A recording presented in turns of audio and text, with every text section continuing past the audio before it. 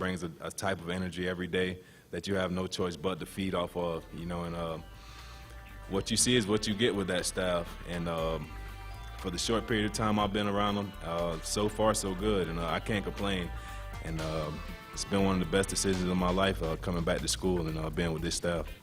Now, MaryLee, I don't know if it's the Jordans or what, but it's clear Dan Mullen brings a certain swagger back to Florida that we haven't seen in Gainesville in quite some time, and it's clear the players are all about it. Very true, Jesse, and especially coming off of that season where they went 4-7, their worst season since 2013 where they went 4-8, so they definitely needed that shot in the arm. Defensively, they gave up 32 points per game in their final 5 games of the season. Mullins addressed that with the addition of defensive coordinator Todd Grantham, and offensively, Mullen has kind of been dubbed the quarterback whisperer, so they'll improve offensively after ranking 109th in the country in total offense just a season ago.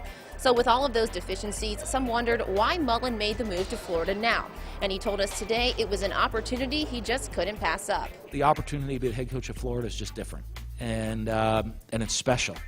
And, so my wife said, it's just kind of funny. She just seeing my face, and she knew the second I got that call that was different than all of the rest. And so I think it had a lot more to do with Florida than it had to do with Mississippi State. It had the opportunity to be the head coach at the University of Florida is a dream for me. And moving on to the Georgia Bulldogs, they hit the podium earlier today, and we've got to find that local tie every time we can. Exactly. And the Georgia connection to the Tennessee Valley is James Clemens' former star, Monty Rice. Exactly, and Coach Smart actually told us today that Monty's recruitment is one of his favorite recruiting stories of his career. In the end, it came down to LSU and Georgia for Monty. He had a public commitment to LSU. Immediately after committing to LSU, Coach said he went to the bathroom and called one of the coaches from Georgia and said, "Hey, I messed up. I want to come to UGA." So obviously from there, the rest is history.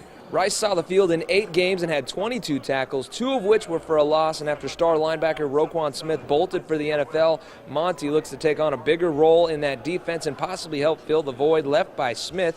And the way Coach talks about him, it seems like it's only a matter of time before he's a big-time contributor on defense for the Dogs. He's grown as a player.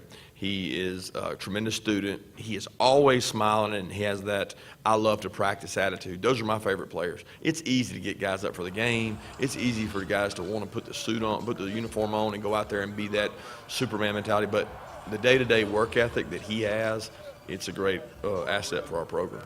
And Jesse, all of us in North Alabama can't wait to see that kid reach his potential. Oh yeah, always like seeing a local guy succeed. All right, guys, that's going to do it for day 2 of SEC Media Days. Tomorrow is a big one for the state of Alabama. We got the Crimson Tide rolling into town, along with Jeremy Pruitt, the Rainsville native, who's going into his first season as the head coach of Tennessee. We'll have all of that and more for you tomorrow. I'm Jesse Merrick from MaryLee Melendez, reporting in Atlanta for WAAY 31 News. Guys, back to you.